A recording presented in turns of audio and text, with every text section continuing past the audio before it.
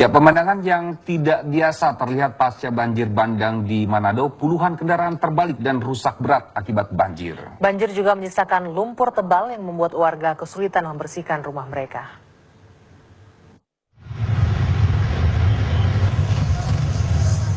Inilah pemandangan pasca banjir di kota Manado. Sebuah mobil terbalik di jalan, tepatnya di area Tikala, mulai dari minibus hingga mobil box. Tak hanya di pinggir jalan, sebuah angkutan umum juga terbalik di depan garasi rumah warga. Belum ada informasi terkait siapa pemilik kendaraan-kendaraan yang ada dalam kondisi rusak parah ini. Pemandangan ini pun akhirnya jadi tontonan warga sekitar Manado.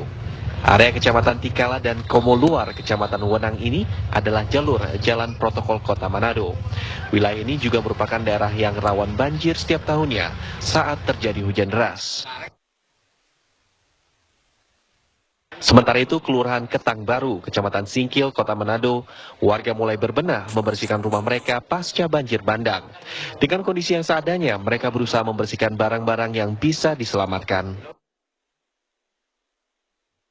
Tak hanya menghancurkan perkakas rumah tangga, banjir juga merusak kendaraan milik warga. Tak hanya merendam jalanan, lumpur juga merendam kendaraan milik warga. Aliran listrik hingga saat ini juga masih padam.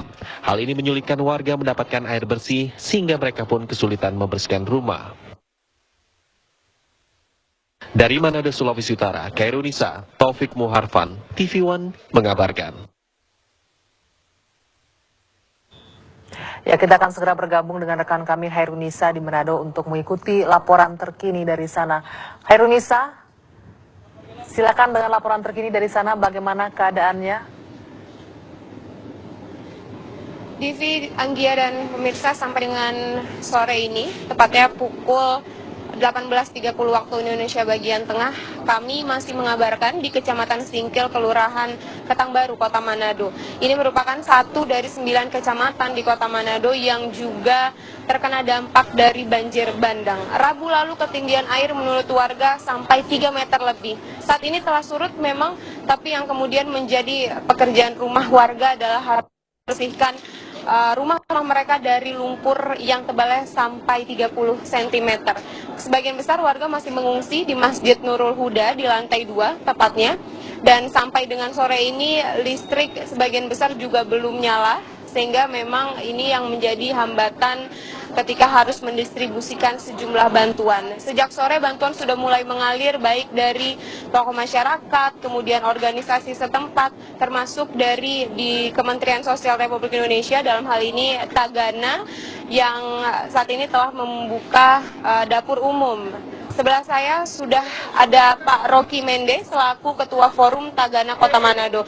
Pak Rocky, malam ini apa yang dipersiapkan untuk warga? Untuk malam ini kami mempersiapkan untuk makan malam langsung berupa nasi, super mie, dan ikan kaleng. Kami itu merupakan sesuatu yang kami lakukan dalam situasi tanggap darurat.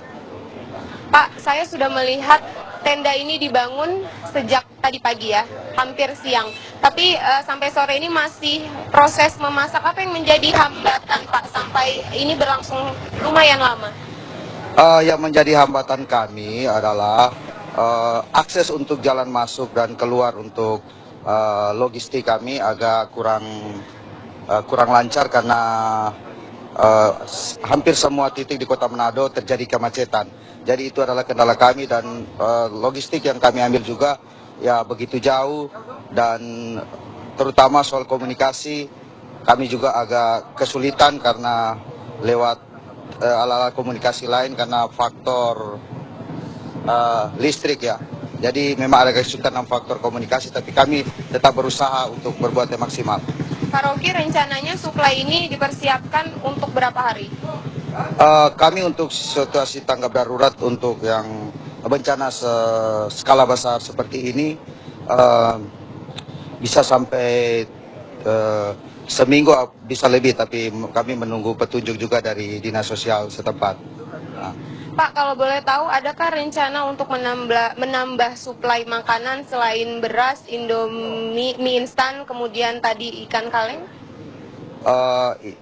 Yang pasti untuk logistik pasti akan terus bertambah baik dari Dinas Sosial dan Kementerian, dan barusan saya mendapat informasi dari pihak Kementerian Sosial, besok mungkin Menteri Sosial akan datang. Saya mendapat SMS dan terus berkomunikasi dengan pihak Kementerian Sosial. Jadi akan ada bantuan besok terutama dari Kementerian Sosial.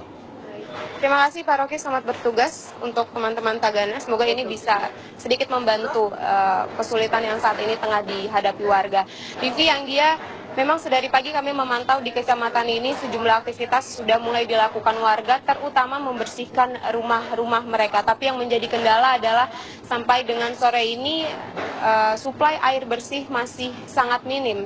Sehingga dengan begitu banyak lumpur yang tersisa pasca banjir bandang kemarin menyulitkan mereka untuk membersihkan rumah maupun jalanan di sekitar perumahan.